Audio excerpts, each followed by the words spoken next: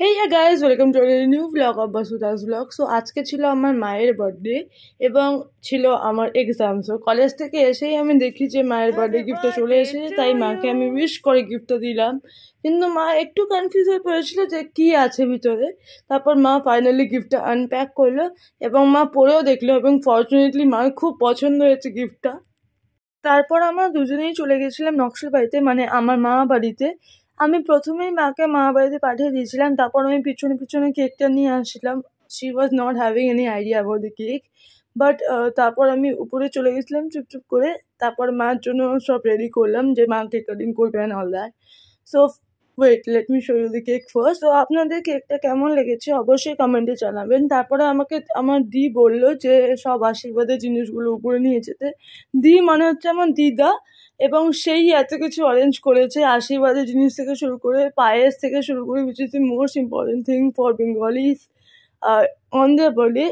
So everything was arranged by her and আর এগুলো সবের ব্যাপারে আমার কোনো আইডিয়া ছিল না।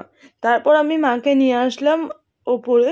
সেখানে এসে তো মা খুবই সারপ্রাইজ হয়ে গেছে এত কিছু দেখে।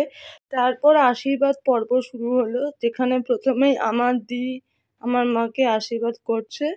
তারপর একে একে সবাই মাকে আশীর্বাদ করলো। আমার তো এগুলো দেখে খুব মজা হচ্ছিল, বিকজ এর আগে আমি মার বার্থডে এমন করে হতে কখনো দেখিনি। মানে মাকে আশীর্বাদ করা, মাকে পায়েস খাওয়ানো আমি কখনো এর আগে দেখিনি। তো তারপর সব শেষে আমরা কেক কাটিং সেশনে চলে গেলাম, যেখানে মা কেক কাটিং করলো। সো কেক কাটিং হয়ে যাওয়ার পরে মা দিদাকে কেক খাওয়ালো, আমাকেও খাইয়েছে, বাট সেই ক্লিপটা নেওয়া হয়নি। মা আজকে খুবই খুশি ছিল, মার স্মাইলটা দেখেই বোঝা যাচ্ছিল। সো মার মুখে স্মাইল দেখে আমারও খুব ভালো লাগছিল আজকের দিনটা। তো তারপর আমরা একটু খাওয়া দাওয়া করলাম, একটু মজা করলাম, একটু হাসি ঠাট্টা যা হয় আর কি। সো করে ঠোরে আজকের দিনটা তো আমার খুব ভালো কেটেছে। So this is all about the vlog. Don't forget to like, comment, share and subscribe to my channel.